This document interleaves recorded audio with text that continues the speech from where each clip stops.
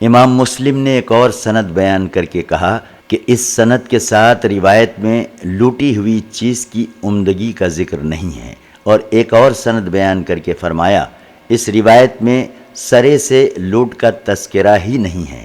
امام مسلم ایک اور سند بیان کر کے فرماتے ہیں کہ اس روایت میں لوٹ کا ذکر ہے مگر لوٹی ہوئی چیز کے عمدہ ہونے کا بیان نہیں ہے۔ امام مسلم نے ایک اور سند بیان کی، یہ روایت بھی حضرت ابو ہریرہ رضی اللہ عنہ پر ختم ہوئی۔ امام مسلم نے ایک اور سند بیان کی ہے، یہ روایت بھی حضرت ابو ہریرہ رضی اللہ عنہ پر ختم ہوتی ہے۔ بظاہر مقصد یہ ہے کہ یہ روایت ان دو سندوں سے بھی ثابت ہے۔ امام مسلم ایک سند بیان کر کے فرماتے ہیں صفوان کی روایت میں یہ الفاظ نہیں ہیں کہ وہ شخص لوگوں کے سامنے لوٹے، اور حمام کی روایت میں ہے کہ لوگوں کے سامنے لوٹے، اور یہ اضافہ بھی ہے کہ کوئی شخص حالت ایمان میں کسی کے مال میں خیانت نہیں کرتا، لہٰذا تم ان تمام کاموں سے احتراز کرو۔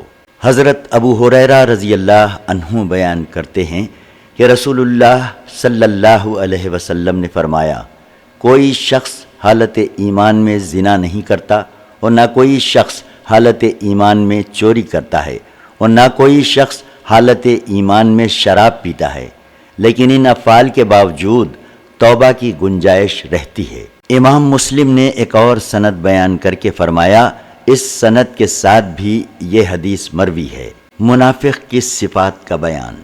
حضرت عبداللہ بن عمرو رضی اللہ عنہ بیان کرتے ہیں کہ رسول اللہ صلی اللہ علیہ وسلم نے فرمایا جس شخص میں 4 عادتیں ہوں گی وہ خالص منافق ہوگا، اور جس شخص میں ان 4 عادتوں میں سے کوئی ایک عادت ہوگی اس میں نفاق کی ایک عادت ہوگی، جب تک کہ وہ اس عادت کو نہ چھوڑے۔ ایک یہ کہ جب بات کرے تو جھوٹ بولے، دوسری یہ کہ جب کوئی عہد کرے تو اس کی خلاف ورزی کرے، تیسری یہ کہ جب وعدہ کرے تو اس کو پورا نہ کرے، اور چوتھی یہ کہ جب کسی سے جھگڑا ہو تو بد کلامی کرے۔ امام مسلم فرماتے ہیں کہ سفیان کی سند کے ساتھ جو روایت ہے اس میں یوں ہے کہ جس شخص میں ان میں سے کوئی عادت ہوگی اس میں نفاق کی عادت ہوگی۔ حضرت ابو ہریرہ رضی اللہ عنہ بیان کرتے ہیں کہ رسول اللہ صلی اللہ علیہ وسلم نے فرمایا منافق کی 3 نشانیاں ہیں، جب بات کرے تو جھوٹ بولے، وعدہ کرے تو خلاف ورزی کرے، اور اگر اس کے پاس امانت رکھی جائے تو اس میں خیانت کرے۔ حضرت ابو ہریرہ رضی اللہ عنہ بیان کرتے ہیں کہ رسول اللہ صلی اللہ علیہ وسلم نے فرمایا منافق کی 3 علامات ہیں، جب بات کرے تو جھوٹ بولے، وعدہ کرے تو اس کے خلاف کرے، اور اگر اس کے پاس امانت رکھی جائے تو اس میں خیانت کرے۔ امام مسلم نے ایک اور سند بیان کر کے فرمایا کہ اس سند کے ساتھ روایت میں یہ اضافہ ہے کہ منافق کی 3 نشانیاں ہیں، اگرچہ وہ نماز پڑھتا ہو اور روزہ رکھتا ہو اور اپنے آپ کو مسلمان سمجھتا ہو۔ امام مسلم نے ایک اور سند بیان کی جو ابو ہریرہ رضی اللہ عنہ پر ختم ہوتی ہے، اس میں بھی یہ اضافہ ہے، اگرچہ وہ نماز پڑھے، روزہ رکھے اور اپنے آپ کو مسلمان سمجھے۔ مسلمان کو کافر کہنے والے کا حکم۔ حضرت عبداللہ بن عمر رضی اللہ عنہ بیان کرتے ہیں کہ رسول اللہ صلی اللہ علیہ وسلم نے فرمایا جب کوئی شخص اپنے دینی بھائی کو کافر کہتا ہے تو دونوں میں سے کسی ایک شخص کی طرف کفر ضرور لوٹتا ہے۔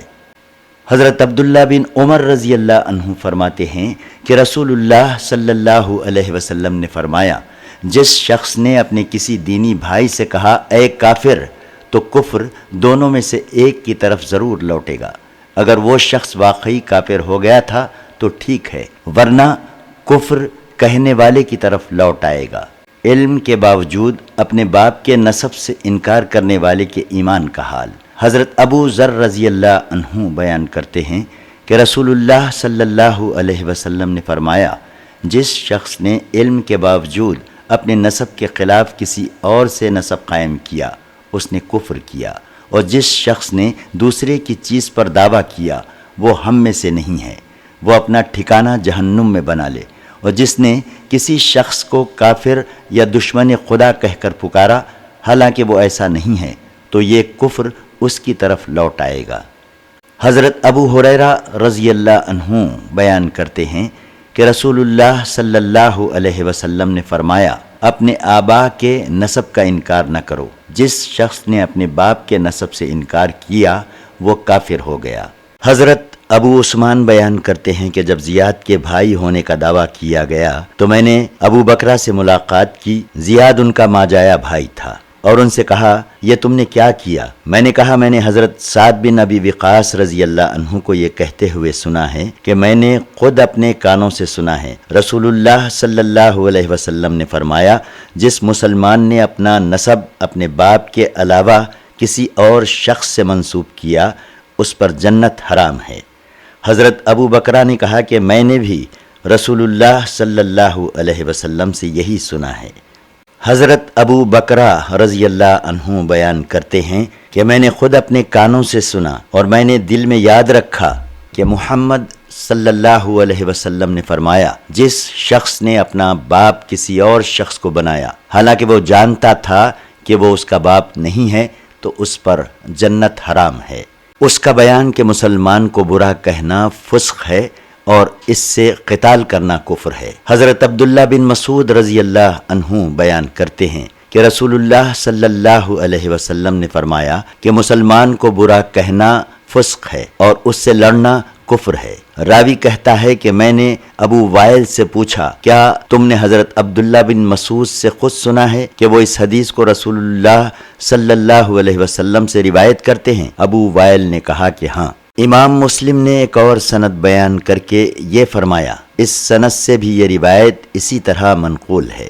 اس حدیث کا بیان کہ میرے بعد ایک دوسرے کی گردنیں مار کر کافر نہ ہو جانا۔ حضرت جریر رضی اللہ عنہ بیان کرتے ہیں کہ حجۃ الوداع کے موقع پر رسول اللہ صلی اللہ علیہ وسلم نے مجھ سے فرمایا، لوگوں کو خاموش کرو، پھر فرمایا، میرے بعد ایک دوسرے کو قتل کر کے کافر نہ ہو جانا۔ امام مسلم نے ایک اور سند بیان کی اور فرمایا، اس سند سے بھی یہ روایت اسی طرح منقول ہے۔ حضرت عبداللہ بن عمر رضی اللہ عنہ بیان کرتے ہیں کہ رسول اللہ صلی اللہ علیہ وسلم نے حجۃ الوداع کے خطبے میں فرمایا، سنو، میرے بعد ایک دوسرے کو قتل کر کے کافر نہ ہو جانا۔ امام مسلم نے ایک اور سند بیان کر کے فرمایا، اس سند سے بھی یہ روایت اسی طرح منقول ہے۔ نسب میں تان کرنے اور نوحہ کرنے پر کفر کا اطلاق۔ حضرت ابو ہریرہ رضی اللہ عنہ بیان کرتے ہیں کہ رسول اللہ صلی اللہ علیہ وسلم نے فرمایا، لوگوں میں دو خصلتیں ایسی ہیں جن کی وجہ سے کفر میں مبتلا ہیں، کسی کے نسب میں تان کرنا اور میت پر نوحہ کرنا۔ بھاگے ہوئے غلام پر کافر کا اطلاق۔ حضرت جریر رضی اللہ عنہ بیان کرتے ہیں کہ رسول اللہ صلی اللہ علیہ وسلم نے فرمایا، جو غلام اپنے آقا کے پاس سے بھاگے گا وہ کافر ہو جائے گا جب تک کہ وہ اپنے آقا کے پاس واپس نہ آ جائے۔ راوی منصور نے کہا، بخدا یہ حدیث رسول اللہ صلی اللہ علیہ وسلم سے مروی ہے، لیکن میں اس بات کو ناپسند کرتا ہوں کہ یہ حدیث مجھ سے بصرہ میں روایت کی جائے۔ حضرت جریر بن عبداللہ بیان کرتے ہیں کہ رسول اللہ صلی اللہ علیہ وسلم نے فرمایا، جو غلام اپنے آقا سے بھاگ جائے وہ اللہ اور اس کے رسول صلی اللہ علیہ وسلم کی ضمانت سے نکل گیا۔ حضرت جریر بن عبداللہ بیان کرتے ہیں کہ رسول اللہ صلی اللہ علیہ وسلم نے فرمایا، جب غلام اپنے آقا سے بھاگ کر چلا جاتا ہے تو اس کی نماز قبول نہیں ہوتی۔ جو شخص یہ کہے کہ ستاروں کے سبب سے بارش ہوتی ہے، اس کے کفر کا بیان۔ حضرت زید بن خالد جوہنی رضی اللہ عنہ بیان کرتے ہیں کہ رسول اللہ صلی اللہ علیہ وسلم نے حدیبیہ میں ہمیں صبح کی نماز پڑھائی۔ اس وقت رات کی بارش کا اثر باقی تھا۔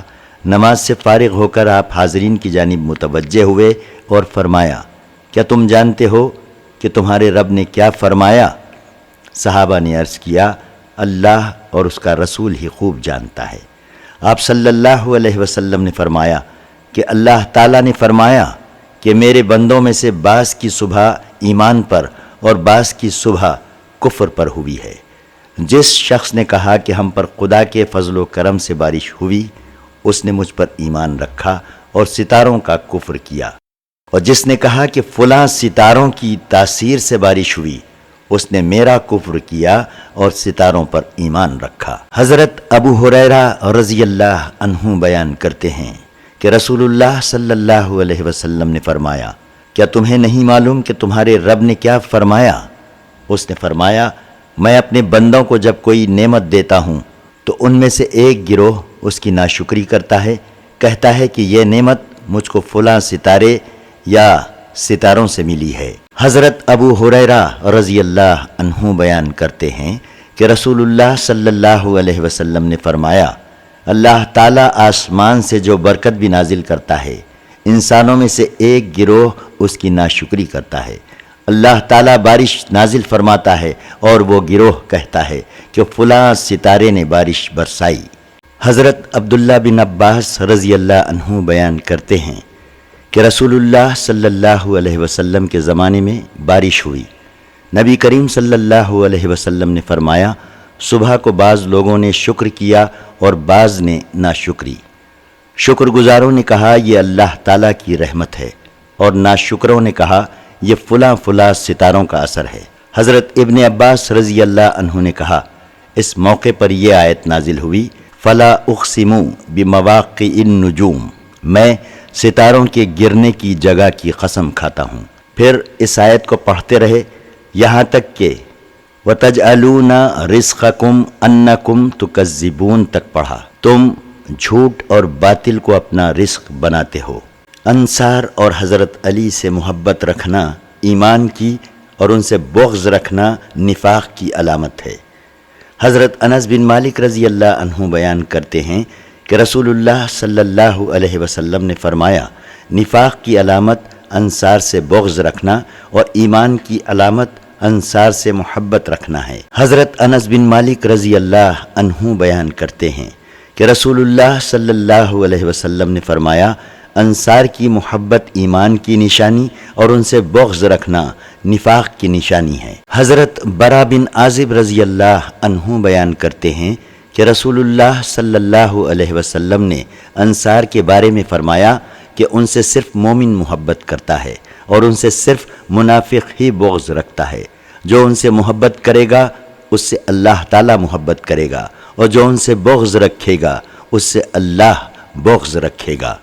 حضرت ابو ہریرہ رضی اللہ عنہ بیان کرتے ہیں کہ رسول اللہ صلی اللہ علیہ وسلم نے فرمایا، جو شخص اللہ تعالی اور قیامت پر ایمان رکھتا ہوگا وہ انصار سے بغض نہیں رکھے گا۔ حضرت ابو سعید رضی اللہ عنہ بیان کرتے ہیں کہ رسول اللہ صلی اللہ علیہ وسلم نے فرمایا، جو شخص اللہ تعالی اور قیامت پر ایمان رکھتا ہوگا وہ انصار سے بغض نہیں رکھے گا۔ حضرت علی رضی اللہ عنہ بیان کرتے ہیں کہ قسم ہے اس ذات کی جس نے دانہ چیرا اور جس نے جانداروں کو پیدا کیا، رسول اللہ صلی اللہ علیہ وسلم نے مجھ سے عہد کیا تھا کہ مجھ سے صرف مومن محبت کرے گا اور صرف منافق مجھ سے بغض رکھے گا۔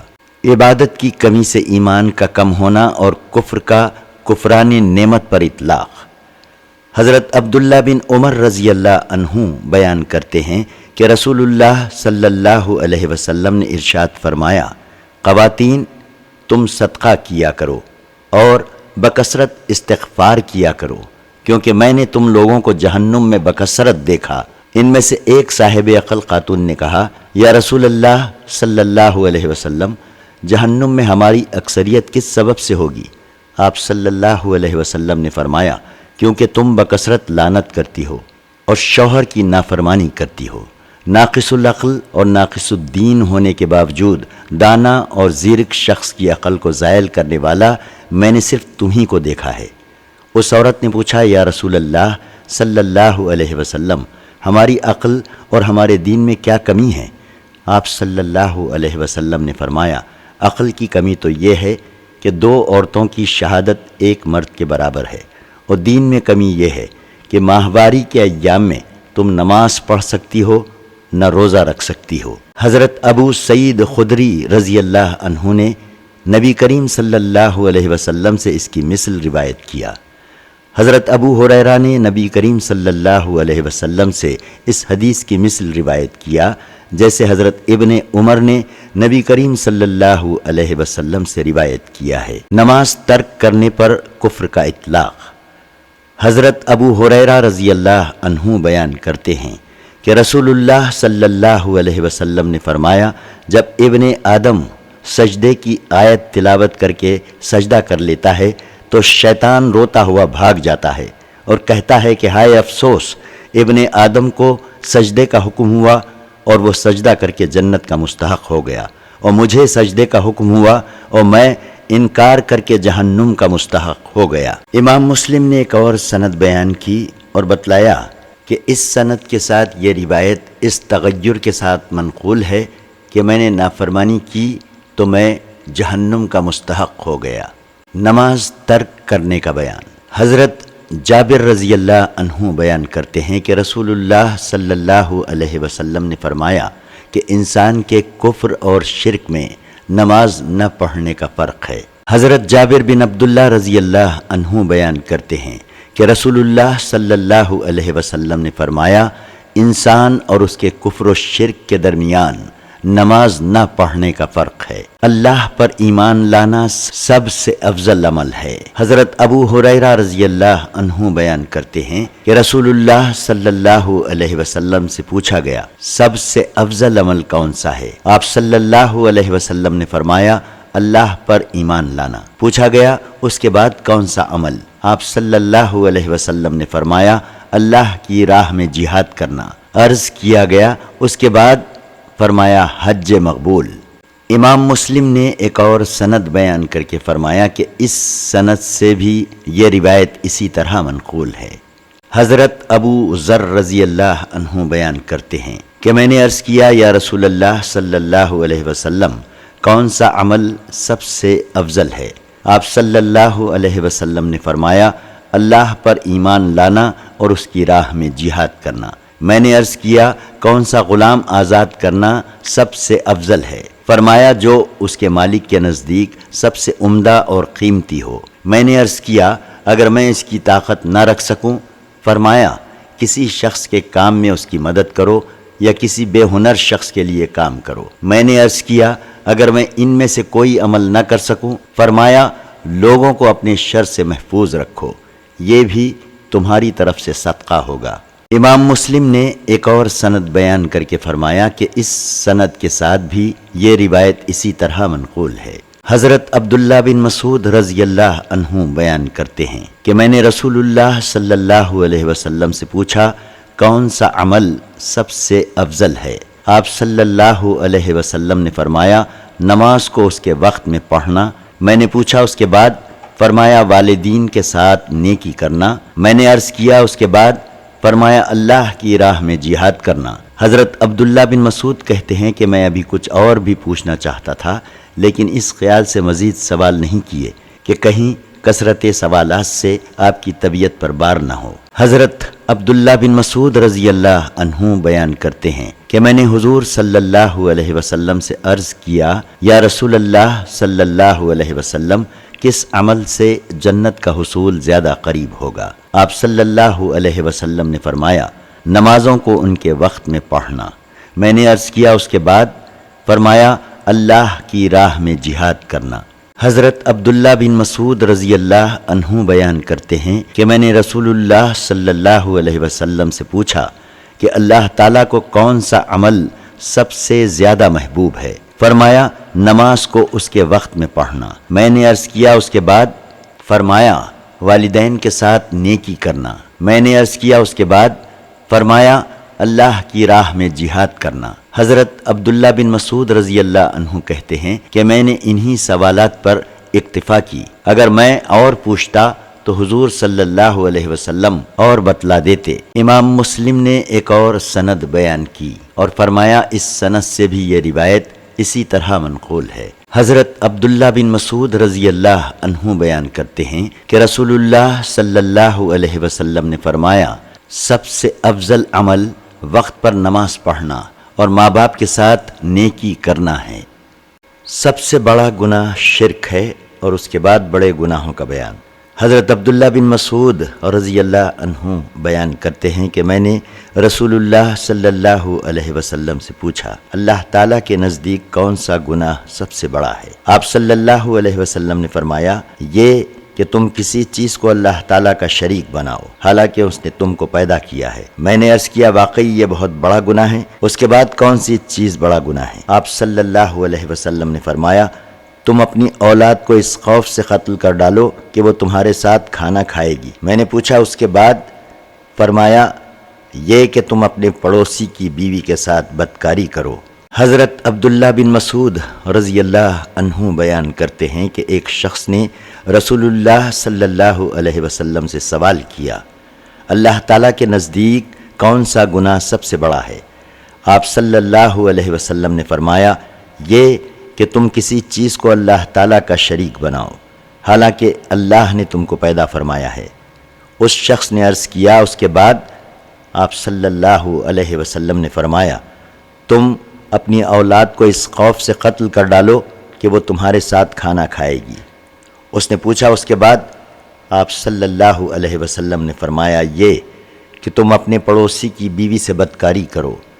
پھر حضور صلی اللہ علیہ وسلم کے اس ارشاد کی تصدیق میں قرآن کریم کی یہ آیات نازل ہوئیں جس کا ترجمہ ہے، جو لوگ اللہ کے سوا کسی اور کی عبادت نہیں کرتے اور نہ حق قتل کرتے ہیں اور نہ بدکاری کرتے ہیں، اور جو لوگ ایسے کام کریں گے وہ اپنی سزا کو پا لیں گے۔ معصیت کبیرہ اور اکبر الکبائر کا بیان۔ حضرت ابو بکرہ رضی اللہ عنہ بیان کرتے ہیں کہ ہم رسول اللہ صلی اللہ علیہ وسلم کی خدمت میں بیٹھے ہوئے تھے، اچانک آپ صلی اللہ علیہ وسلم نے 3 بار فرمایا، کیا میں تمہیں سب سے بڑے گناہ نہ بتاؤں؟ پھر ان کے بارے میں فرمایا، کسی کو اللہ کا شریک بنانا اور ماں باپ کی نافرمانی کرنا، جھوٹی گواہی دینا یا جھوٹ بولنا۔ رسول اللہ صلی اللہ علیہ وسلم ٹیک لگا کر بیٹھے ہوئے تھے، دفتن آپ سیدھے ہو کر بیٹھ گئے اور بار بار یہی کلمات دہراتے رہے، حتیٰ کہ ہم نے دل میں کہا کہ کاش آپ کا جوش ٹھنڈا ہو جائے۔ حضرت انس رضی اللہ عنہ بیان کرتے ہیں کہ رسول اللہ صلی اللہ علیہ وسلم نے گناہ کبیرہ کے متعلق فرمایا، کسی چیز کو اللہ تعالیٰ کا شریک بنانا، والدین کی نافرمانی کرنا، ناحق قتل کرنا اور جھوٹ بولنا۔ حضرت انس بن مالک رضی اللہ عنہ بیان کرتے ہیں کہ رسول اللہ صلی اللہ علیہ وسلم نے گناہ کبیرہ کے متعلق فرمایا، کسی چیز کو اللہ تعالیٰ کا شریک بنانا، ناحق قتل کرنا، والدین کی نافرمانی کرنا۔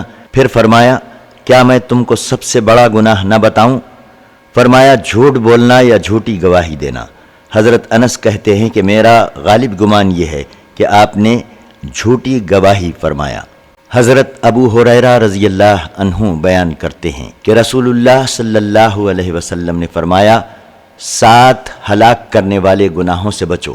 عرض کیا گیا، یا رسول اللہ صلی اللہ علیہ وسلم، وہ کون سے 7 گناہ ہیں؟ فرمایا، کسی چیز کو اللہ تعالیٰ کا شریک بنانا، جادو کرنا، ناحق قتل کرنا، یتیم کا مال کھانا، سود کھانا، جہاد سے بھاگنا اور پاک دامن عورتوں پر بدکاری کی تہمت لگانا۔ حضرت عبداللہ بن عمرو بن عاص رضی اللہ عنہ بیان کرتے ہیں کہ رسول اللہ صلی اللہ علیہ وسلم نے فرمایا، ماں باپ کو گالی دینا گناہ کبیرہ ہے۔ صحابہ کرام نے پوچھا، یا رسول اللہ صلی اللہ علیہ وسلم، کیا کوئی شخص اپنے ماں باپ کو گالی دے سکتا ہے؟ فرمایا، ہاں، ایک شخص کسی کے باپ کو گالی دیتا ہے تو وہ جواب میں اس کے باپ کو گالی دیتا ہے، اور ایک شخص کسی کی ماں کو گالی دیتا ہے تو وہ جواب میں اس کی ماں کو گالی دیتا ہے۔ امام مسلم نے ایک اور سند بیان کر کے فرمایا کہ اس سند سے بھی یہ روایت اسی طرح منقول ہے۔ تکبر کے حرام ہونے کا بیان۔ حضرت عبداللہ بن مسعود رضی اللہ عنہ بیان کرتے ہیں کہ نبی کریم صلی اللہ علیہ وسلم نے فرمایا، جس کے دل میں رتی برابر بھی تکبر ہوگا وہ جنت میں نہیں جائے گا۔ ایک شخص نے عرض کیا، آدمی چاہتا ہے کہ اس کے کپڑے اچھے ہوں، اس کا جوتا عمدہ ہو۔ آپ صلی اللہ علیہ وسلم نے فرمایا، اللہ تعالیٰ جمیل ہے اور جمال سے محبت کرتا ہے۔ تکبر اپنی انانیت کی وجہ سے حق بات کو جھٹلانا اور دوسرے کو حقیر سمجھنے کا نام ہے۔ حضرت عبداللہ بن مسعود رضی اللہ عنہ بیان کرتے ہیں کہ رسول اللہ صلی اللہ علیہ وسلم نے فرمایا کہ جس شخص کے دل میں رائی کے دانہ برابر بھی ایمان ہے وہ جہنم میں نہیں جائے گا، اور جس شخص کے دل میں رائی کے دانہ برابر بھی تکبر ہوگا وہ جنت میں نہیں جائے گا۔ حضرت عبداللہ بن مسعود رضی اللہ عنہ بیان کرتے ہیں کہ رسول اللہ صلی اللہ علیہ وسلم نے فرمایا جس شخص کے دل میں رتی برابر بھی تکبر ہوگا وہ جنت میں نہیں جائے گا۔ جو شخص اللہ کے ساتھ شرک کیے بغیر مر گیا اس کے جنتی ہونے پر، اور جو شرک پر مرا اس کے دوزخی ہونے پر دلیل۔ حضرت عبداللہ بن مسعود رضی اللہ عنہ بیان کرتے ہیں کہ رسول اللہ صلی اللہ علیہ وسلم نے فرمایا جس شخص کا خاتمہ شرک پر ہو وہ جہنم میں جائے گا، اور حضرت ابن مسعود رضی اللہ عنہ کہتے ہیں کہ میں کہتا ہوں کہ جس شخص کا خاتمہ ایمان پر ہو وہ جنت میں جائے گا۔ حضرت جابر رضی اللہ عنہ بیان کرتے ہیں کہ رسول اللہ صلی اللہ علیہ وسلم کی خدمت میں ایک شخص حاضر ہوا اور کہنے لگا یا رسول اللہ صلی اللہ علیہ وسلم وہ کون سی دو چیزیں ہیں جو جنت یا دوزخ کو واجب کرتی ہیں؟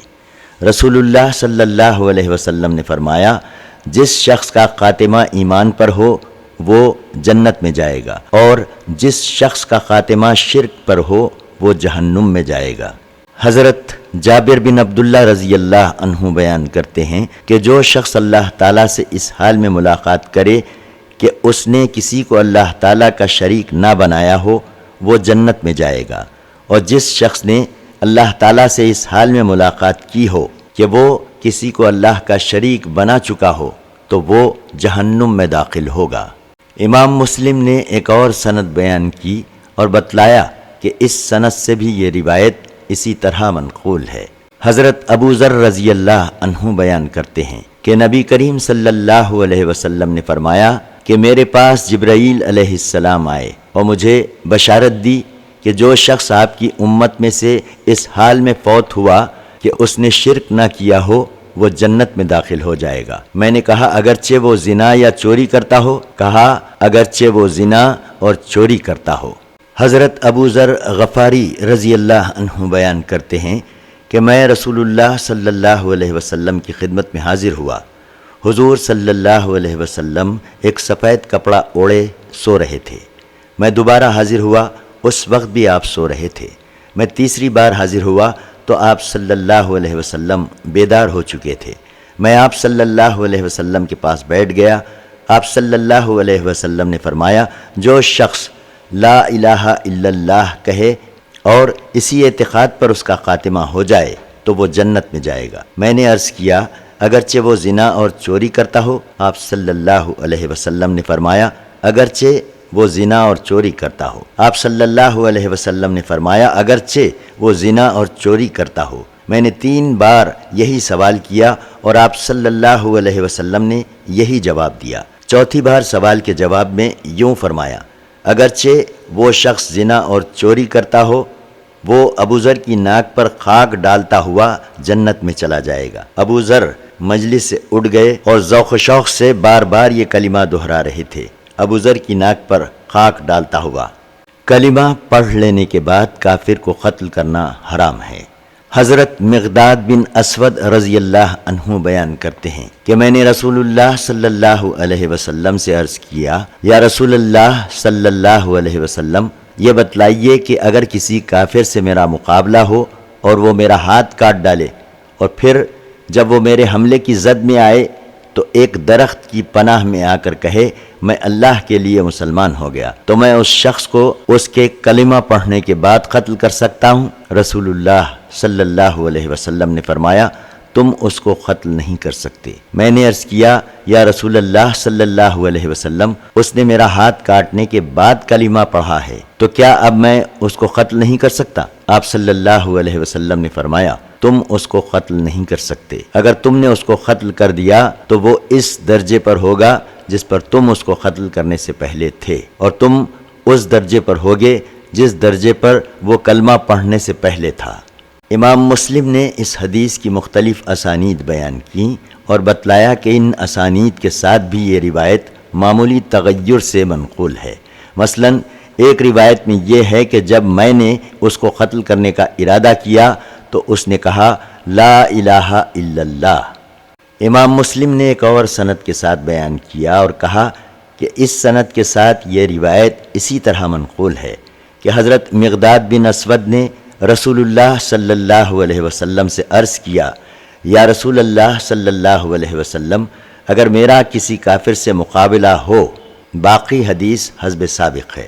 حضرت اسامہ بن زید رضی اللہ عنہ بیان کرتے ہیں کہ رسول اللہ صلی اللہ علیہ وسلم نے ہمیں ایک لشکر کے ساتھ روانہ کیا۔ ہم الصباح قبیلہ جوہینہ کی بستیوں میں پہنچ گئے۔ میں نے ایک آدمی پر حملہ کیا، اس نے کہا لا الہ الا اللہ، لیکن میں نے اس کو قتل کر دیا۔ پھر مجھے اس فعل کے بارے میں تردد ہوا۔ میں نے رسول اللہ صلی اللہ علیہ وسلم سے اس واقعے کا ذکر کیا۔ رسول اللہ صلی اللہ علیہ وسلم نے فرمایا، کیا اس شخص کے کلمہ پڑھنے کے باوجود تم نے اس کو قتل کر دیا؟ میں نے عرض کیا، یا رسول اللہ صلی اللہ علیہ وسلم، اس نے اپنی جان کے خوف سے کلمہ پڑھا تھا۔ رسول اللہ صلی اللہ علیہ وسلم نے فرمایا، تم نے اس کا دل چیر کر کیوں نہیں دیکھا، جس سے تم کو پتہ چل جاتا کہ اس نے دل سے کلمہ پڑھا تھا یا نہیں۔ رسول اللہ صلی اللہ علیہ وسلم بار بار یہی کلمات دہراتے رہے، حتیٰ کہ میں نے تمنا کی کاش میں اسی وقت اسلام لایا ہوتا،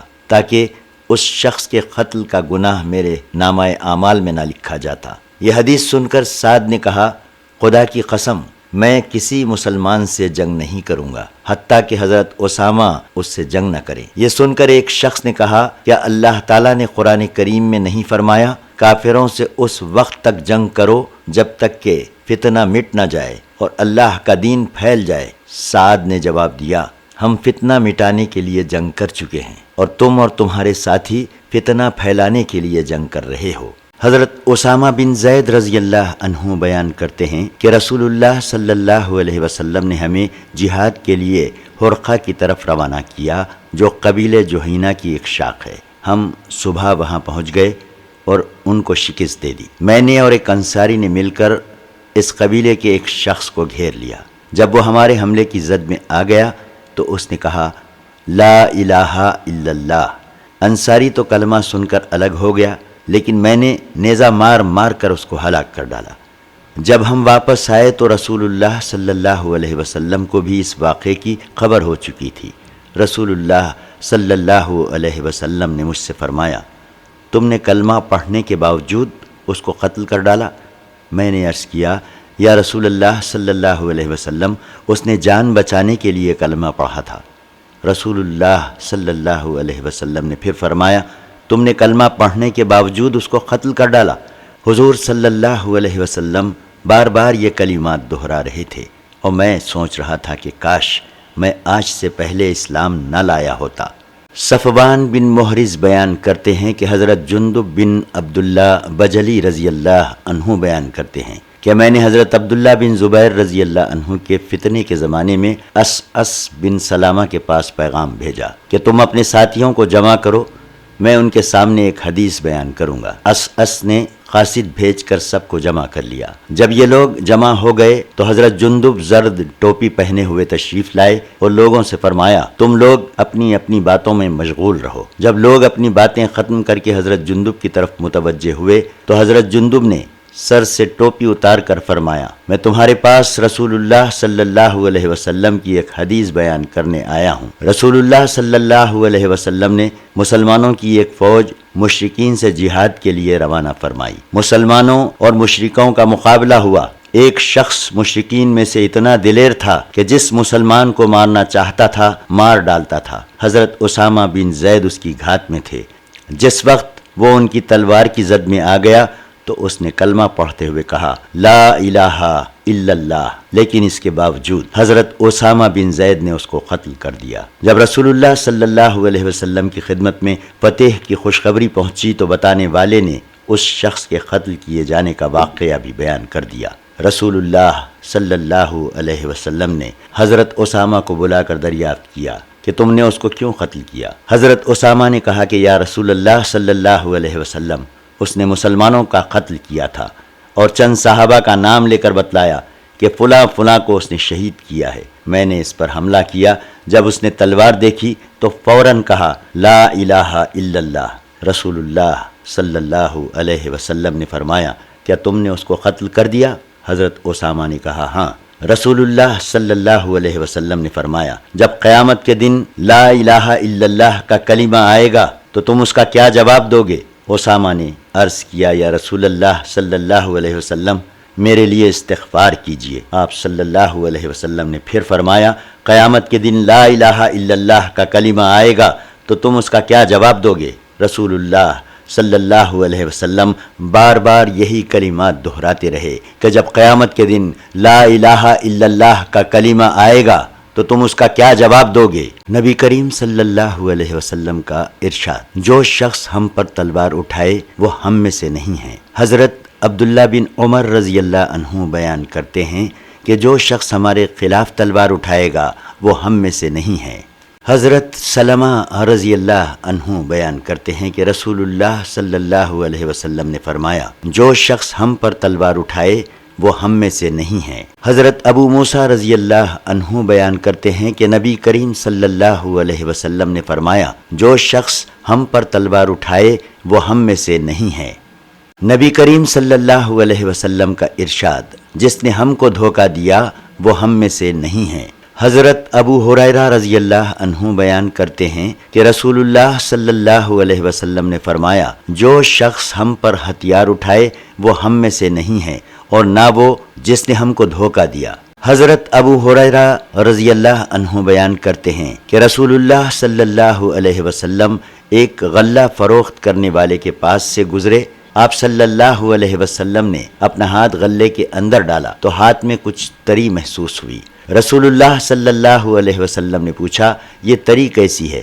غلے کے مالک نے عرض کیا یا رسول اللہ صلی اللہ علیہ وسلم اس پر بارش ہو گئی تھی۔ آپ صلی اللہ علیہ وسلم نے فرمایا تم نے اس بھیگے ہوئے غلے کو اوپر کیوں نہیں رکھا تاکہ لوگ اس کو دیکھ لیتے؟ جس شخص نے دھوکہ دیا وہ مجھ سے نہیں ہے۔ منہ پر تھپڑ مارنے، گریبان چاک کرنے اور زمانہ جاہلیت کی چیخ و پکار کا بیان۔ حضرت عبداللہ بن مسعود رضی اللہ عنہ بیان کرتے ہیں کہ رسول اللہ صلی اللہ علیہ وسلم نے فرمایا جو شخص منہ پیٹے اور گریبان چاک کرے یا ایام جاہلیت کی طرح چیخ و پکار کرے وہ ہم میں سے نہیں ہے۔ امام مسلم نے ایک اور سند بیان کی اور بتلایا کہ اس سند کے ساتھ بھی یہ روایت اسی طرح منقول ہے۔ حضرت ابو بردہ بن ابو موسیٰ بیان کرتے ہیں کہ حضرت ابو موسیٰ اشعری سخت بیمار ہو گئے جس کی وجہ سے آپ پر غشی طاری ہو گئی۔ اس وقت آپ کا سر گھر والوں میں سے کسی عورت کی گود میں تھا۔ انہی میں سے کوئی عورت چیخ چیخ کر رونے لگی۔ غشی کی وجہ سے حضرت ابو موسیٰ اشعری اس کو کچھ نہ کہہ سکے۔ جب ہوش میں آئے تو فرمایا جن کاموں سے رسول اللہ صلی اللہ علیہ وسلم بیزار تھے ان سے میں بیزار ہوں۔ رسول اللہ صلی اللہ علیہ وسلم نوحہ کرنے والی، سر منڈانے والی اور گریبان پھاڑنے والی عورتوں سے بیزار تھے۔ عبد الرحمن بن یزید اور ابو بردہ دونوں بیان کرتے ہیں کہ حضرت ابو موسیٰ اشعری پر غشی طاری ہو گئی۔ ان کی بیوی چلا چلا کر رونے لگی۔ جب حضرت ابو موسیٰ اشعری رضی اللہ عنہ کو ہوش آیا تو انہوں نے فرمایا کیا تمہیں معلوم نہیں کہ رسول اللہ صلی اللہ علیہ وسلم نے فرمایا کہ میں ہر اس عورت سے بیزار ہوں جو سر منڈائے، نوحہ کرے اور کپڑے پھاڑے۔ امام مسلم نے دو مختلف سندیں بیان کی اور فرمایا ان سندوں کے ساتھ بھی یہ روایت اسی طرح منقول ہے، مگر اس میں بیزار کی جگہ یہ الفاظ ہیں کہ ایسا شخص ہم میں سے نہیں ہے۔ چغل خوری کی سخت ممانعت۔ حضرت حذیفہ رضی اللہ عنہ بیان کرتے ہیں انہیں معلوم ہوا کہ کوئی شخص لوگوں کی باتیں حاکم سے جا کر بیان کرتا ہے تو انہوں نے کہا کہ میں نے رسول اللہ صلی اللہ علیہ وسلم سے سنا ہے کہ چغل خور جنت میں داخل نہیں ہوگا۔ حمام بن حارث بیان کرتے ہیں کہ ایک شخص لوگوں کی باتیں حاکم تک پہنچا دیتا تھا۔ ایک دن ہم مسجد میں اس شخص کے بارے میں باتیں کر رہے تھے کہ وہ چغل خور ہے۔ اچانک وہ بھی آ گیا اور ہمارے ساتھ مسجد میں بیٹھ گیا۔ حضرت حذیفہ نے کہا کہ میں نے رسول اللہ صلی اللہ علیہ وسلم سے سنا ہے کہ چغل خور جنت میں نہیں جائے گا۔ حمام بن حارث بیان کرتے ہیں کہ ہم مسجد میں حضرت حذیفہ کے پاس بیٹھے ہوئے تھے، اتنے میں ایک شخص آ کر ہمارے پاس بیٹھ گیا۔ لوگوں نے حضرت حذیفہ سے کہا یہ شخص لوگوں کی باتیں حاکم تک پہنچا دیتا ہے۔ حضرت حذیفہ نے اس کو سنانے کے لیے لوگوں سے فرمایا میں نے رسول اللہ صلی اللہ علیہ وسلم سے سنا ہے کہ چغل خور جنت میں نہیں جائے گا، لباس ٹخنوں سے نیچا لٹکانے والوں، احسان جتلانے والوں اور جھوٹی قسم کھا کر سودا بیچنے والوں سے اللہ تعالیٰ کے ناراض ہونے کا بیان۔ حضرت ابو ذر رضی اللہ عنہ بیان کرتے ہیں کہ رسول اللہ صلی اللہ علیہ وسلم نے 3 بار فرمایا کہ 3 شخص ایسے ہیں جن سے قیامت کے دن اللہ تعالیٰ کلام فرمائے گا، نہ ان کی طرف نظر رحمت سے دیکھے گا، نہ ان کو گناہوں سے پاک کرے گا اور انہیں دردناک عذاب دے گا۔ حضرت ابو ذر نے عرض کیا حضور صلی اللہ علیہ وسلم یہ لوگ تو سخت نقصان اور خسارے میں رہے، یہ کون لوگ ہیں؟ فرمایا ٹخنوں سے نیچے کپڑا لٹکانے والا، احسان جتلانے والا اور اللہ کی جھوٹی قسم کھا کر مال فروخت کرنے والا۔ حضرت ابو ذر رضی اللہ عنہ بیان کرتے ہیں کہ رسول اللہ صلی اللہ علیہ وسلم نے فرمایا کہ 3 شخصوں سے قیامت کے دن اللہ تعالیٰ بات نہیں کرے گا۔ ایک وہ شخص جو ہر نیکی کا احسان جتاتا ہے، دوسرا وہ جو جھوٹی قسم کھا کر سامان فروخت کرتا ہے، اور تیسرا وہ شخص جو اپنے کپڑوں کو ٹخنوں کے نیچے لٹکاتا ہے۔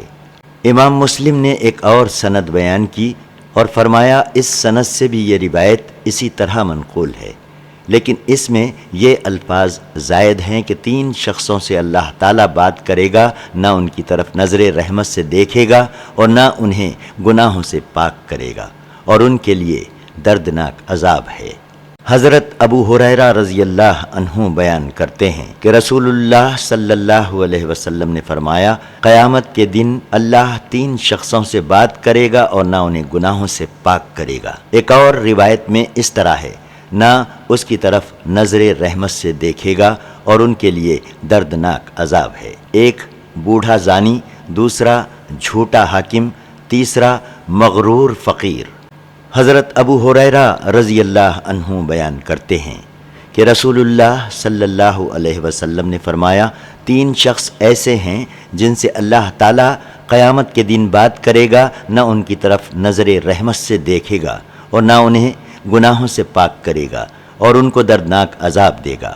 ایک وہ شخص جس کے پاس جنگل میں ضرورت سے زیادہ پانی ہو، پھر اس کے باوجود کسی مسافر کو پانی نہ دے۔ دوسرا وہ شخص جس نے عصر کے بعد کوئی چیز فروخت کی اور اللہ تعالیٰ کی قسم کھا کر کہا کہ اس نے یہ مال اتنے میں خریدا ہے اور واقع میں ایسا نہ تھا۔ تیسرا وہ شخص جو دنیاوی مال کی خاطر کسی حاکم سے بیعت کرے، اگر مال مل جائے تو اس کی اطاعت کرے اور نہ ملے تو نہ کرے۔ امام مسلم نے ایک اور سند ذکر کی اور بتلایا کہ اس سند سے بھی یہ روایت اسی طرح منقول ہے، مگر اس میں قیمت بتانے کا ذکر ہے۔ حضرت ابو ہریرہ رضی اللہ عنہ بیان کرتے ہیں کہ رسول اللہ صلی اللہ علیہ وسلم نے فرمایا 3 شخص ایسے ہیں جن سے قیامت کے دن اللہ تعالیٰ بات کرے گا اور نہ ان کی جانب نظر رحمت کرے گا اور ان کو دردناک عذاب ہوگا۔ ایک وہ شخص ہے جس نے عصر کے بعد قسم کھا کر کسی مسلمان کا مال مار لیا۔ بقیہ حدیث سابق حدیث کی طرح ہے۔ خودکشی کرنے کی شدید ممانعت اور اس کا عذاب۔ حضرت ابو ہریرہ رضی اللہ عنہ بیان کرتے ہیں کہ رسول اللہ صلی اللہ علیہ وسلم نے فرمایا جو شخص کسی ہتھیار سے خودکشی کرے تو جہنم میں وہ ہتھیار اس شخص کے ہاتھ میں ہوگا اور اس ہتھیار سے جہنم میں وہ شخص خود کو ہمیشہ زخمی کرتا رہے گا، اور جو شخص زہر سے خودکشی کرے گا وہ جہنم میں ہمیشہ زہر کھاتا رہے گا، اور جو شخص پہاڑ سے گر کر خودکشی کرے گا وہ جہنم کی آگ میں ہمیشہ ہمیشہ گرتا رہے گا۔ امام مسلم نے 3 اور اسانید بیان کی اور بتلایا کہ ان سندوں سے بھی یہ روایت اسی طرح منقول ہے۔ حضرت ثابت بن ضحاک رضی اللہ عنہ بیان کرتے ہیں کہ انہوں نے رسول اللہ صلی اللہ علیہ وسلم سے درخت کے نیچے بیعت رضوان کی تھی۔ اس موقع پر رسول اللہ صلی اللہ علیہ وسلم نے فرمایا جس شخص نے اسلام کے علاوہ کسی اور مذہب سے ہو جانے کی جھوٹی قسم کھائی تو وہ ایسا ہی ہو جائے گا، اور جس شخص نے کسی چیز سے خودکشی کی تو قیامت کے دن اسی چیز سے عذاب دیا جائے گا، اور اگر کسی نے غیر مملوکہ چیز کی نظر مانی تو اس کا پورا کرنا لازم نہیں ہے۔ حضرت ثابت بن ضحاک رضی اللہ عنہ بیان کرتے ہیں کہ رسول اللہ صلی اللہ علیہ وسلم نے فرمایا، جس چیز کا کوئی شخص مالک نہ ہو اس کی نظر پوری کرنا لازم نہیں، اور مسلمان پر لعنت کرنا اس کو قتل کرنے کے برابر ہے۔ جو شخص جس چیز سے خودکشی کرے گا قیامت کے دن اسے اس چیز سے عذاب دیا جائے گا، اور جو شخص مال بڑھانے کے لیے جھوٹا دعویٰ کرے گا اللہ تعالیٰ اس کے مال میں اور کمی کر دے گا۔ یہی حال اس شخص کا ہوگا جو حاکم کے سامنے جھوٹی قسم کھائے گا۔ حضرت ثابت بن ضحاک انصاری رضی اللہ عنہ بیان کرتے ہیں کہ رسول اللہ صلی اللہ علیہ وسلم نے فرمایا، جس شخص نے اسلام کو چھوڑ کر کسی اور مذہب کی جھوٹی قسم کھائی اس کا اس دین میں شمار ہوگا، اور جو شخص جس چیز سے خودکشی کرے گا اللہ تعالیٰ جہنم میں اس کو اسی چیز سے عذاب دے گا۔ اور بعض روایت میں یوں ہیں کہ جس شخص نے اسلام کو چھوڑ کر کسی اور دین کی جھوٹی قسم کھائی تو اس کا اسی دین میں شمار ہوگا، اور جس شخص نے خود کو کسی چیز سے ذبح کیا تو قیامت کے دن اسے اسی چیز سے ذبح کیا جائے گا۔